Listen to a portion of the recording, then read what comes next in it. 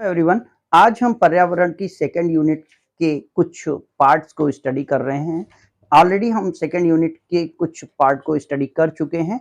आज हम eco tourism और वाटर हार्वेस्टिंग पर डिस्कस करेंगे और लेटर ऑन फिर हम पर्यावरण टीचिंग्स पर डिस्कस करेंगे। तो वीडियो को ध्यान से देखिएगा, कुछ इंपॉर्टेंट फैक्ट्स जरूर समझ में आएंगे। तो बात पर्यावरण के संदर्भ में विकास को समझना आज हमारी यूनिट का प्रमुख उद्देश्य है।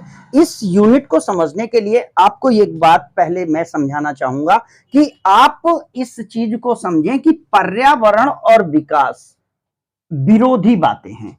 ये है हमारा पर्यावरण और ये है विकास। यहां पर ध्यान रखिएगा कि ये जो पर्यावरण का मामला है ये प्राथमिक स्टेज है। यहां पर हमारी जो प्राथमिक स्टेज है, जो हमारी इनिशियल कंडीशन होती है, जहां पर कि हम शुरुआत में होते हैं, तो अगर हम इसको इनिशियल ना कह के प्राइमरी कह लें, प्राइमरी स्टेज। अब प्राइमरी स्टेज में हमने एक दिन डिस्कस किया था कि कहीं सपोज मान लेते हैं 100 प्लांट्स हैं, 100 ट्रीज हैं और इन 100 ट्रीज के बीच में एक मैन है। ये इंसान पूरी तरीके से प्रकृति द्वारा कंट्रोल किया जाएगा। समझ रहे हैं ना? इसको क्या होगा, इसको हम डिटरमिनिज्म के नाम पर जानते थे। यानी यहां पर पूरी तरीके से कौन प्रभावी है? प्रकृति प्रभावी है। इंसान केवल अस्तित्व अपना रख रहा है और इंसान अस्तित्व के कारण चल रहा है। फिर हमने कहा था इस चीज का सेकेंड स्टेज आएगा जहां पर कि जो ट्रीज हैं, ट्रीज माइनस हो रहे होंगे, पेड़ माइनस हो रहे होंगे और मैन क्या हो रहा होगा? बढ़ रहा होगा। अब मैन जितना बढ़ेगा पेड़ उतने घटेंगे। ये बात समझ में आ रही है? यानी यहां पर ट्रीज को हम अगर सिंबल मान लें नेचर से और मैन को मान लें पोल्यूशन से, क्योंकि मैन क्या करेगा, जहां कहीं भी होगा वो पोल्यूशन करेगा ही करेगा। तो इसका मतलब है नेचर माइनस हो रही है और पोल्यूशन, तो कहीं ना कहीं चीजें आ रही है ना। क्योंकि इंसान क्या करेगा, अपनी सुविधा के लिए वो साइंटिफिक मेथड, वैज्ञानिक संसाधनों का प्रयोग करेगा, आधुनिक संसाधनों का प्रयोग करेगा। और वैज्ञानिक साधनों का जितना आप प्रयोग करेंगे उतना आप प्रकृति से दूर हो रहे हैं। ये बात समझ लीजिए। और आप अगर ये समझ पा रहे हो तो मैं आपको बता दूं कि आप प्रकृति से जितना दूर हो रहे हैं, नेचुरल सिस्टम से उतना बाहर हो रहे हैं और आप उतना ही बीमारी की तरफ जा रहे हैं। आप कितना भी एसी में रह लीजिए, नेचुरल एयर का मतलब अलग है। आप कितनी भी चीजें मतलब वैसे कर लीजिए, प्राकृतिक खाने की बात अलग है। तो यहां पर जब विकास होता है तो जितना पर्यावरण, जैसे कि ऐसे है तो यहां पर ये पूरी प्रकृति है। शुरुआत में क्या है? पूरी प्रकृति है। मैं मतलब ये इनिशियल स्टेज है जहां पर ये प्रकृति है, ये पहला स्टेज आया। और प्रकृति के बाद अब इसमें से मान लेते हैं इंसान इस जगह से बढ़ना शुरू हुआ, ऐसे ऐसे ऐसे। तो इंसान जितना बढ़ता जा रहा है उतना वो प्रकृति से अपोजिट होता जा रहा है, प्रकृति कम कर रहा है। ऐसे में क्या होगा, पर्यावरण का संतुलन गड़बड़ हो रहा है। पर्यावरण का संतुलन क्या हो रहा है? खराब हो रहा है या बिगड़ रहा है, इसको खराब होना। अब ये अगर हो रहा है पर्यावरण का संतुलन खराब, तो यही तो पारिस्थितिकी को गड़बड़ कर रहा है। क्योंकि हमें पारिस्थितिकी में हमने कहा है ना बायोटिक और अबायोटिक। अब यहां पर क्या हो रहा है कि आप पूरे बायोटिक फैक्टर बढ़ाते जा रहे हैं और अबायोटिक में पॉल्यूशन आ रहा है। तो क्या अबायोटिक जो सेमेटिक सीमियोटिक रेफरेंसेस थे, जिसमें कि प्रकृति अपने आप में संतुलन का सिद्धांत रखती है, प्रकृति स्वतः संतुलन का सिद्धांत रखती है, आपकी प्रदूषण को वो प्यूरिफाई करती है। यानी जैसे कि आप ये जानते हैं कि ये हमारे पास पेड़ हैं और ये मनुष्य है ना। पेड़ क्या करता है? CO2 पेड़ लेता है ना, जो मनुष्य लेता है। और पेड़ जो O2 देता है वो मनुष्य लेता है। तो अगर ये बराबर का है तब तो मामला बैलेंस करेगा। अगर पेड़ों की स्थिति इतनी बची और इंसान इतने हो गए, यानी मान लीजिए यहां पे 50-50 का अगर परसेंटेज है तब तो बैलेंस है ना। और अगर यही पेड़ों का परसेंटेज बचे 10% और इंसान का परसेंटेज हो जाए 90%, तो यहां पर आप विकसित तो बहुत होंगे क्योंकि आप ज्यादा से ज्यादा हैं, लेकिन उतना ही प्रदूषण होगा क्योंकि प्यूरिफिकेशन नहीं हो रहा है, और उतना ही आप बनावटी चीजों की ओर हैं, कृत्रिम संसाधनों की ओर हैं। कृत्रिम संसाधन आर्टिफिशियल, नेचुरल नहीं। तो कृत्रिम संसाधन जितने ज्यादा होते जा रहे हैं, आपकी जो हेल्थ है, आपका जो स्वास्थ्य है, वो क्या हो रहा है, टूट जाएगा। तो हमें हमारा स्वास्थ्य बचाए रखने के लिए विकास करना है, लेकिन वो विकास कैसा होना चाहिए, पॉजिटिव नहीं, उसको कहते हैं संपोषित विकास। संपोषित विकास, ये चीज बहुत ध्यान से देखिएगा। इसको हमने सस्टेनेबल डेवलपमेंट बोला है। क्या बोलते हैं इसको, सस्टेनेबल डेवलपमेंट। इसका मतलब क्या है सस्टेनेबल डेवलपमेंट का, सस्टेनेबल क्या चीज है? तो सस्टेनेबल वर्ल्ड जो है वो संपोषित का ट्रांसलेशन है, और ये कहता है कि ये जो लंबे समय तक चले, क्या हो, लंबे समय तक चले, वो चीज है सस्टेनेबल। बात समझ में आई कि नहीं है? जैसे इस चीज को समझने के लिए कि ये संपोषित विकास क्या है, थोड़ा सा आगे चल लेते हैं, बात करते हैं इंसान की लाइफ से। आपकी दैनिक जीवन में हम बताना चाहेंगे कैसे संपोषित विकास को आप समझिए। क्या है सस्टेनेबल डेवलपमेंट? इधर देखिए, इंसान के पास कितना टाइम होता है, 24 आवर्स का, 24 घंटे का टाइम होता है। इस 24 घंटे में कम से कम आपको 8 घंटे की नींद चाहिए, ठीक है, और उसके बाद कम से कम 4 घंटे आपको इधर उधर के काम के लिए, पर्सनल काम के लिए चाहिए। नींद के बाद उठोगे, फ्रेश होगे, नहाओगे। अब 8 4 12 घंटे हो गए। मैक्सिमम आप 12 घंटे काम कर सकते हैं, जब पूरा काम करेंगे तब। यहां पर ये बात समझ में आ रही कि नहीं आ रही है?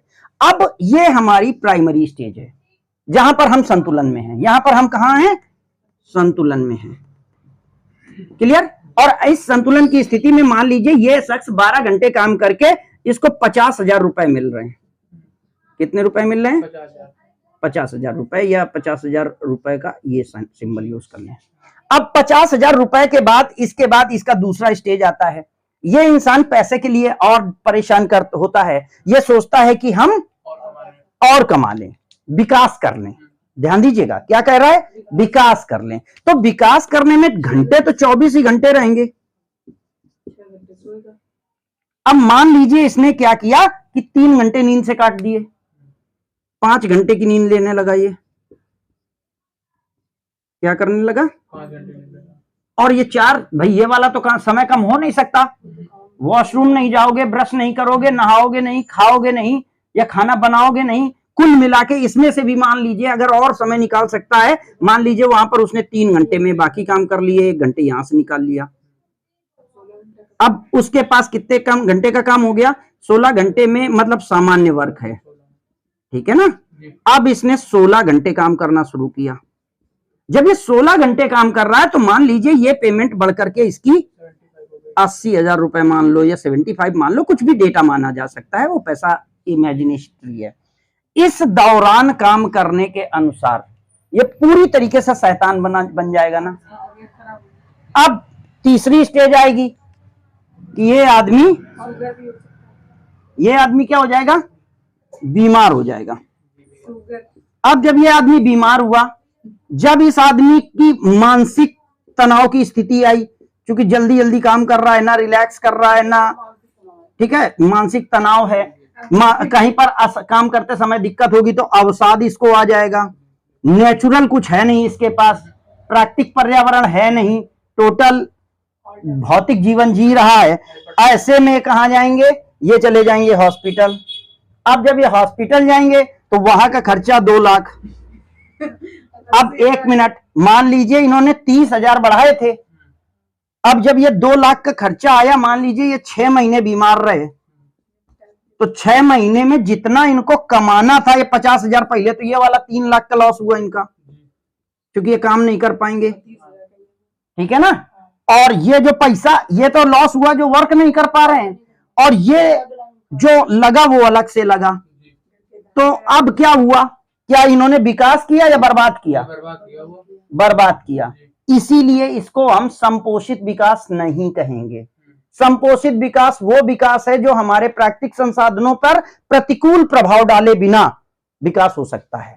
अगर इंसान के शरीर में दिक्कत आ रही है, इंसान के हेल्थ में दिक्कत आ रही है, इंसान के फाइनेंस में दिक्कत आ रही है, या उसकी जिंदगी में दिक्कत आ रही है, या संसाधनों में दिक्कत आ रही है, आंखें चली जा रही हैं, हाँ मतलब और कोई प्रॉब्लम आ रही है, तो वो संपोषित विकास नहीं है। Sustainable development is a development which is without any adverse effect on natural system, और वही चीज नेचर में हम करते हैं। अभी यहां तक बात समझ में आई कि नहीं आई? यहां पर ये जो एग्जांपल हमने दिया है, ये एग्जांपल हमने इसलिए दिया है ताकि आप संपोषित विकास को समझ सकें। संपोषित विकास का मतलब है कि हम जिस जगह हैं विकास करें, जो है विकास ऐसा करें कि ये कितनी देर काम कर पाए होंगे, ये ज्यादा से ज्यादा 3 महीने 4 महीने, 3 महीने में ही इन्होंने क्या कर लिया, प्रॉब्लम कर ली।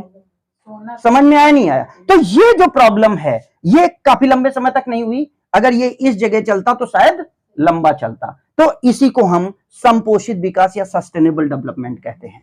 अभी बात समझ में आ गई? अब ये हुआ बीमारी या ये हो गया संपोषित ना, ये संपोषित विकास नहीं हुआ।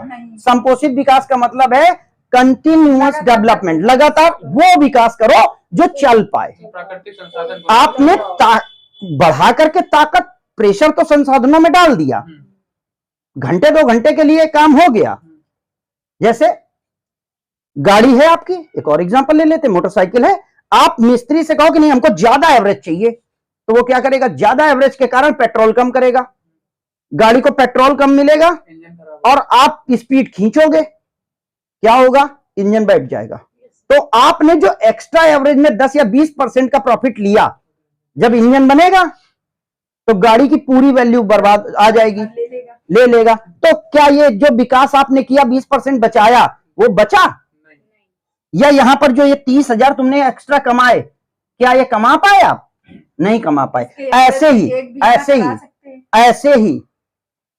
ऐसे ही हम अगर प्राकृतिक संसाधनों के साथ सही ढंग से काम नहीं करेंगे, जरूरत से ज्यादा हम विकसित होने की कोशिश करेंगे, टोटल हम कृत्रिम पर्यावरण की ओर जाएंगे, तो हमारा विकास क्या हो जाएगा, अवरुद्ध हो जाएगा। विकास को छोड़ो, हम विनाश की ओर चले जाएंगे।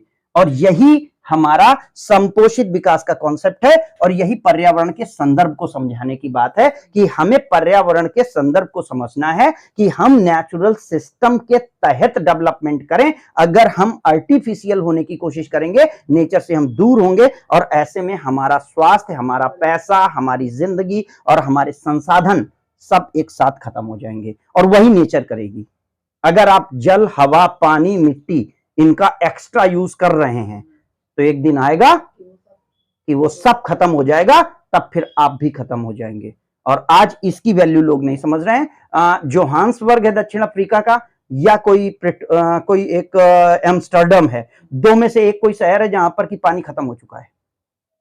वहां पर घर पे नहाने वगैरह पर रोक लगा दी गई है, टैंकर से पानी सप्लाई किया जा रहा है, 25 रुपए लीटर पानी परचेज किया जा रहा है वहां पे। और ये चीजें बहुत जल्दी होनी है हर जगह। प्रकृति ने अपना ट्रिगर दबा दिया है, वाटर लेवल डाउन जा रहा है, बर्बादी जो पानी की कर रहे हैं, इनको खून के आंसू रोने पड़ेंगे। और यही है हमारा पर्यावरण कंसर्न कि हम डेवलपमेंट करें, लेकिन कैसे करें, जो सस्टेनेबल हो, without any adverse effect on water system और नेचुरल सिस्टम। हम पर्यावरण के विकास के संदर्भ को समझते हुए उन ट्रेडिशन पर चर्चा करेंगे जो ट्रेडिशन हमें चाहिए। तो सबसे बड़ा हमारा जो ट्रेडिशन है वो है जल संचय। क्या बात कही गई है, जल संचय। और इसको क्या बोलेंगे, जल संचय का मतलब है वाटर कंजर्वेशन। वाटर कंजर्वेशन, इसको जल संरक्षण भी कहते हैं, क्योंकि कंजर्वेशन का मतलब है जल संरक्षण। सबसे इंपॉर्टेंट काम हमारे लिए पानी का है। वैसे तो सबसे पहले हमारे लिए हवा है। पहली चीज तो आप ये समझ लीजिए कि इंसान की बॉडी में कितना पानी है। तो इंसान की बॉडी में 70% से लेकर के 72% तक वाटर अवेलेबल है। अब आप समझिए कि कितना इंपॉर्टेंट है हमारे लिए पानी का होना। बात समझ रहे हैं? अगर पानी नहीं होता है तो इसी को हम डिहाइड्रेशन कहते हैं, ठीक है, जिसमें कि पानी की कमी हो जाती है और हमें प्रॉब्लम आती है। अब ये चीज समझने के लिए पहले एक और चीज, अब चूंकि मैं तो नेचुरल कॉन्सेप्ट को लेकर ही चलता हूं, तो बात ये आती है कि मैं आपसे उम्मीद करता हूं कि आप जरा 2 मिनट के लिए सोच लीजिए, वन डे विदाउट वाटर, मर जाएंगे मरेंगे नहीं, लेकिन हाँ ये है कि वन डे विदाउट वाटर। अब आप ये अभी आप लोग उस चीज को अब विदाउट, हाँ लिख दिया। हम तो तो रहते हैं और ज्यादा एक दिन बहुत लोग व्रत रहते हैं ना। Wait, one day without water का मतलब केवल ड्रिंकिंग से नहीं है, नहाने से आपको वॉशिंग, फ्रेश होना, ब्रश करना, कुछ भी पानी के लिए नहीं मिलेगा, पानी है ही नहीं। इम्पॉसिबल है ये तो वही तो बात है ना, वन डे विदाउट वाटर, आप इम्पॉसिबल पे आ गए ना कि ये असंभव है कि पानी के बिना आप जी पाएंगे। तो बात वही आ गई कि इसीलिए कहा गया है, रहीम ने बहुत समय पहले कहा है, रहीमन पानी राखिए, बिन पानी सब सून, पानी परे न उबरे, मोती मानस चून। और कहा गया जल है जीवन है। जल है तो कल है। हाँ, ये वाला लिख दिया जाएगा। ये जल है तो कल है और जल ही जीवन है। अब इसके लिए मैं आपको एक और चीज समझाना चाहता हूं। देखिए जरा सोचिए, एक हाइपोथेसिस ले लेते हैं, एक कल्पना ले लेते हैं और उस कल्पना पर चर्चा कर लेते हैं। इमेजिनेशन कॉन्सेप्ट ये है कि जैसे टोटल पानी जितना उपलब्ध जल है दुनिया में, जितना उपलब्ध जल है, पहली चीज तो ये समझ लीजिए कि बेसिकली केवल 3% यूजेबल वाटर है, मृदु जल है। ये पता होना चाहिए कि टोटल जल का जो पोटेबल है, पोटेबल जो वाटर है, जो यूजेबल है, वो आपका कितने परसेंट है? 3%। अब इस उपलब्ध जल को अगर हम टोटल जनसंख्या, कुल जनसंख्या से चर्चा कर लें तो एक व्यक्ति पर उपलब्ध जल आएगा ना, क्या अमाउंट आएगा? प्रति व्यक्ति जल उपलब्धता आ जाएगी कि नहीं आ जाएगी? आ जाएगी, प्रति व्यक्ति जल उपलब्धता। अब ये बताइए कि हम ऐसा करते हैं कि आपका जो मकान है, इस मकान पे ऊपर एक बड़ा सा वाटर टैंक रखवा देते हैं और जो प्रति व्यक्ति जल उपलब्धता आपकी है उतना पानी आपको यहां पर दे दें और आपको बता दें कि ये पूरी जिंदगी का होल लाइफ, संपूर्ण जीवन आपको इस पानी में काटना है, क्योंकि इसके बाद तुम्हें पानी नहीं मिलेगा। अब आप पानी कैसे यूज करेंगे? बहुत ही कम मतलब अमाउंट में यूज करेंगे। समझ में आ रहा है? यहां पर पानी आप ऐसे बंद करेंगे जैसे आपका खून बह रहा हो। गलत कह रहा हूं? नहीं सर, सही कह। ये एहसास करने की कोशिश करो, पानी को इस तरीके से यूज करने की कोशिश करो, इमेजिन करो। और ऐसा हो सकता है क्योंकि पानी अनलिमिटेड नहीं है, रिन्यूएबल सोर्स ऑफ एनर्जी है, लेकिन रिन्यू होने की भी एक कैपेसिटी है। और एक बात याद रखिएगा, हमारी जनसंख्या हमारे संसाधनों से डबल रेट से बढ़ती है। संसाधन 1 के 2 होते हैं, जनसंख्या 2 की 4 होती है। तो ऐसे में पानी की उपलब्धता हमारे साथ दिनों दिन खत्म होती जा रही है और यह चीज सबसे ज्यादा प्रॉब्लम करेगी। देखिएगा, एक ये सीन आ गया, यहां पर पानी की उपलब्धता आपको समझ में आ रही है ना। अब दूसरा, इस पर जिसको हिंदी में कहते हैं कोड़ में खाज, एक तो प्रॉब्लम है ही है, दूसरी प्रॉब्लम, और दूसरी प्रॉब्लम क्या है? आपको पता है ग्लोबल वार्मिंग बढ़ रही है, और ग्लोबल वार्मिंग जब बढ़ेगी तो जो 2 एरिया हैं, तटीय एरिया, कोस्टल एरिया, और सेमी एरिड एरिया, जो उष्ण क्षेत्र हैं, उष्णकटिबंधीय, हाँ हाँ, इक्वेटर या जो उष्ण एरिया है, सेमी एरिया है, तो उष्ण क्षेत्र जो हैं, यहां पर क्या होगा? टेम्परेचर और प्लस करेगा, और जब टेम्परेचर और प्लस करेगा तो वाटर डिक्रीज होगा, माइनस होगा, जमीन से नीचे पानी चला जाएगा, कुएं सूख जाएंगे। ऐसा हो रहा है, मध्य प्रदेश के कई हिस्सों में है, बुंदेलखंड के कई हिस्सों में हो रहा है। ये चीजें हमें इस बात के लिए कह रही हैं कि हम पानी के संरक्षण को प्रमोट करें, अदरवाइज वो दिन दूर नहीं है जब हमें पानी के अभाव में तड़प तड़प के मरना होगा। इसलिए पर्यावरण का कंसर्न हमारे लिए जरूरी है। हमें समझना है कि ऐसा विकास नहीं करना है जिससे कि हमारे संसाधनों में समाप्ति आए, कमी आए। तो ये तटीय क्षेत्र और उष्णकटिबंधीय क्षेत्रों में हम क्या करेंगे, रिफॉरेस्टेशन करेंगे। रिफॉरेस्टेशन। अब पानी के बढ़ाने के उद्देश्य तो आगे चर्चा करेंगे ना कि हम क्या कर सकते हैं। तो पानी को बढ़ाने के लिए जो हमें काम करना है, उसके लिए हम एक जिसको कहते हैं वर्षा जल संचय, रेन वाटर हार्वेस्टिंग,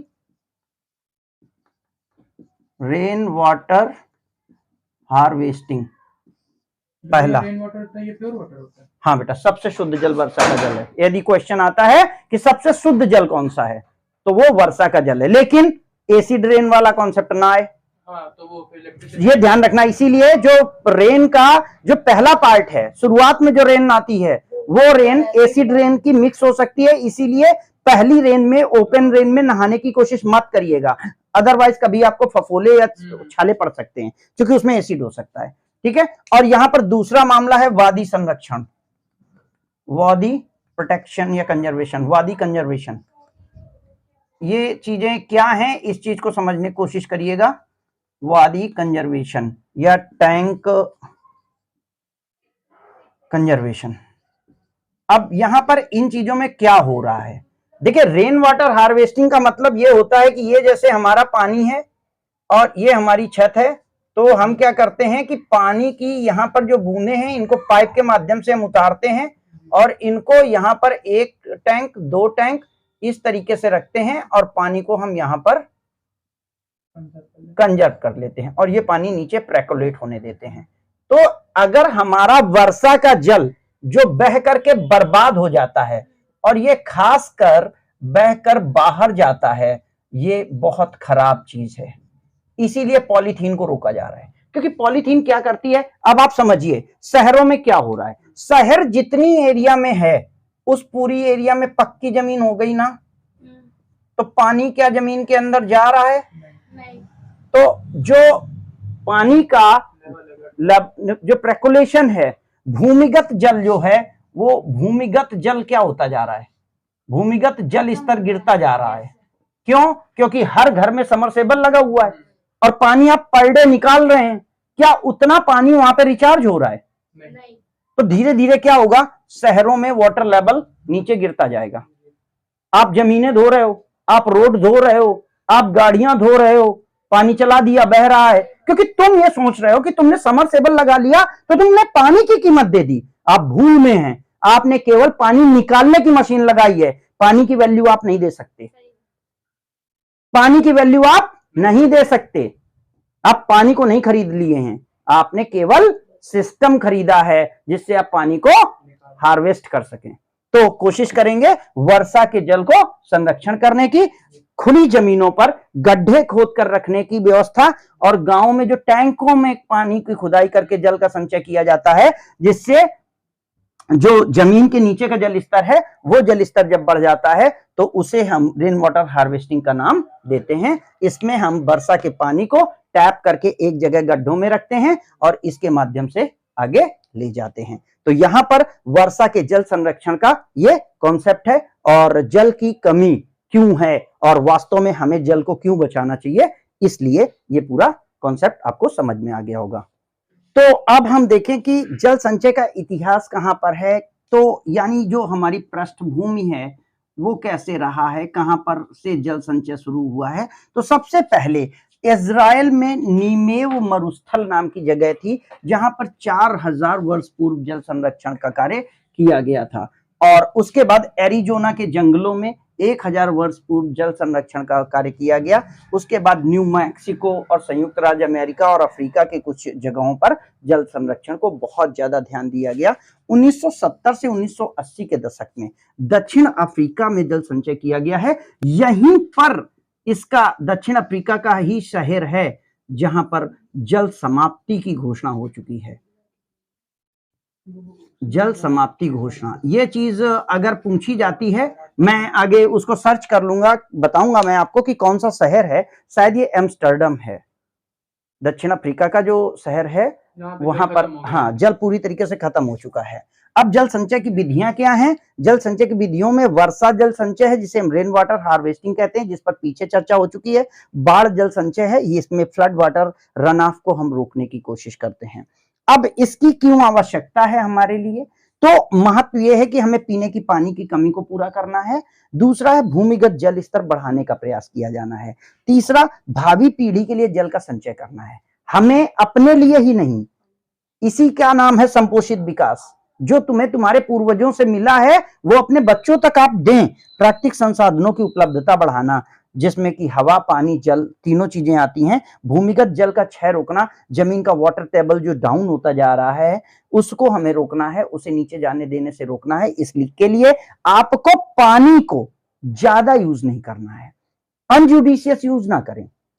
भूमिगत जल संरक्षण रोकना, यानी जल संरक्षण बढ़ाना, इसको जल संरक्षण रोकना लिखा हुआ है, ये आप भूमिगत जल संरक्षण बढ़ाना कोशिश करें, जितना ज्यादा हो सके वाटर लेवल को बढ़ाने की कोशिश की जाए। और उसके बाद भूमिगत कटाव रोकना।